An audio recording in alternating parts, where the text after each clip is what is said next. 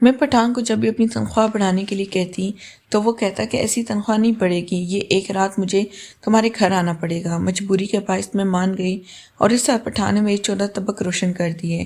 جب میرا نام سلمیٰ ہے، میری عمر اس وقت 26 سال ہے۔ 20 سال کی عمر میں میری شادی ہو گئی تھی اور ابھی 5 سال کا میرا بیٹا ہے۔ میرے شوہر کا انتقال ہو چکا تھا، جس کی وجہ سے مجھے گھر کا سارا انتظام خود ہی چلانا پڑتا تھا، تو اسی وجہ سے میں پٹھان کے پاس کام کیا کرتی تھی۔ میں اس کے گھر کی صفائی ستھرائی اور جھاڑو پوچھے وغیرہ کیا کرتی تھی۔ گھر کا جتنا بھی کام تھا وہ سارے ہی میں کیا کرتی، اور میں جب اسے تنخواہ بڑھانے کی بات کرتا تو وہ مجھے ڈانٹ دیتا اور کہتا ایسے تنخواہ نہیں بڑھتی، پیسے کون سا پیڑوں پہ لگتے ہیں، اس کے لیے کچھ نہ کچھ کرنا ضرور پڑتا ہے۔ میں مالک کی بات سمجھ نہیں پائی تھی، مجھے لگتا تھا کہ وہ مجھے مزید کہہ رہا ہے اور میں محنت کرنی پڑے گی پھر تنخواہ بڑھے گی، لیکن مجھے تو بالکل اس بات کا اندازہ نہیں تھا کہ وہ مجھے کس کام کے لیے فورس کر رہا ہے۔ مجھے اس بات کی سمجھ نہیں آتی تھی اور پھر یوں ہی بات آئی گئی ہو جاتی تھی۔ کچھ دنوں کے بعد میں پھر سے اس سے بات کرتی تو مجھے سیم بات کہتے تھا کہ اس کے لیے کچھ ایکسٹرا کرنا چاہیے، تب تنخواہ جا کے بڑھے گی۔ ایسے پیسوں پیڑوں پر تو نہیں لگے ہوتے۔ ایک دن تو حد ہو گئی، جب میں نے اسے تنخواہ بڑھانے کی بات کی تو اس نے مجھے کھری کھری سنا دی، اور اس رات میں نے فیصلہ کر لیا کہ اب میں تنخواہ بڑھا کر ہی چھوڑوں گی۔ اس کی باتیں سننے کے بعد مجھے بہت غصہ آیا تھا اور میں نے اسے کہہ دیا تھا کہ مالک آپ میرے گھر رات کو آئیں، میں آپ کے لیے کچھ اسپیشل کروں گی جس سے آپ بہت خوش ہوں گے۔ اس دن میرے لہجے میں نرمی اور میری آنکھوں میں پیاس تھی۔ میری باتوں کو دیکھ کر وہ سمجھ گیا کہ میں مان گئی ہوں۔ پٹھان ہٹا کٹا جوان تھا، لیکن اس کے پاس روپے پیسے بہت تھے۔ رات یا میرے گھر آیا اور میں اس کا من پسند کھانا بنایا ہوا تھا اور کھلے کمرے میں فل مہک رہا تھا۔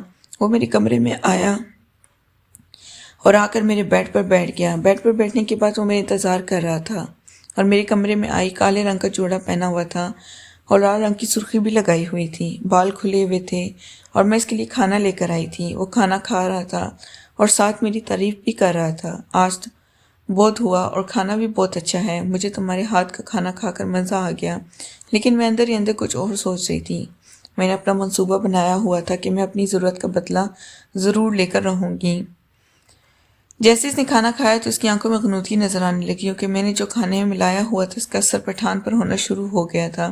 اس نے مجھ سے پانی مانگا، میں نے شیطانی مسکراہٹ چھپاتے اس کو پانی دی اور پھر میں اس کے قریب گئی اور جیسے ہی میں نے اس کے بیگ میں ہاتھ ڈالا تو اس نے میرے بازو پکڑ لیا۔ میں نے اسے ہاتھ چھڑوانا چاہا، لیکن وہ کہنے لگا یہ ہاتھ ایسے نہیں چھوٹے گا۔ میں اس کی بات کو سمجھ چکی تھی۔ اس نے مجھے بتا دیا تھا کہ تم نے مجھے جو کھانے ملا کر کھلایا ہے میں نے وہ کھانا نہیں کھایا، اور مجھے تمہارے پلان کا پہلے ہی پتہ چل گیا تھا۔ اس نے مجھے ایک ٹیپ ریکارڈر بتا دیا جس میں نے سارا کچھ جو بولا تھا، نوکرانی کے ساتھ مشورہ کیا تھا، تو وہ ساری باتیں اس میں اپنے پاس ریکارڈ میں محفوظ کی ہوئی تھیں۔ اس کے بعد میں تو ہکی بکی رہ گئی اور مالک وہاں سے چلا گیا اور جاتے ہوئے ایک بات کہہ کر چلا گیا کہ صبح 7 بجے میرے گھر آنا، وہاں میں تمہیں محفوظ بھی کروں گا اور تمہیں یہ بھی بتاؤں گا کہ میں کون ہوں، میرے اصل چہرہ تمہارے سامنے آئے گا۔ رات کٹے نہ کٹ رہی تھی، بار بار ایک ہی بات میرے کانوں میں گونج رہی تھی، وہ یہ تھی کہ صبح مالک کا اصل چہرہ میرے سامنے آنا تھا۔ میں بہت پریشان تھی۔ میں اس گھر میں پہنچ گئی تھی، وہاں سامنے بیٹھا مالک نے میرے سامنے کچھ ایسی چیزیں رکھی جنہیں دیکھ کر میں تو مرتے مرتے بچی تھی۔ اس میں میری ماضی کی وہ ساری حسین یادیں اور ایک ہاسپٹل کی رپورٹ بھی تھی جس میں میں نے اپنی غلطی کو صاف کروایا تھا۔ میں نے اپنی جوانی میں بہت سارے لڑکوں کے ساتھ تعلق رکھا ہوا تھا، تو وہ سارے ثبوت مالک کے پاس موجود تھے۔ وہ دیکھنے کے بعد تو میں اپنے پیروں پر کھڑے ہونے کے قابل بھی نہیں رہی تھی۔ اس کو یہ سب کیسے پتا؟ اس کے بعد وہ بتانے لگا کہ جو بھی میرے ساتھ کام کرتا ہے میں اس کا سارا کچرا چھٹا نکلوا لیتا ہوں۔ اس کے بعد اس نے مجھے میرے بیٹے کے کپڑے دکھائے جس سے میں دیکھنے کے بعد بہت پریشان ہوئی تھی۔ میں نے کہا میری بیٹی کو آزاد کر دو، جو بھی معاملہ ہے وہ تمہارا میرے ساتھ ہے۔ میری بات سننے کے بعد اس نے کہا کہ تمہارا بیٹا بالکل محفوظ ہے، تمہیں میری ایک بات ماننی ہوگی، اس کے بعد تمہارا بیٹا بھی آزاد ہو جائے گا۔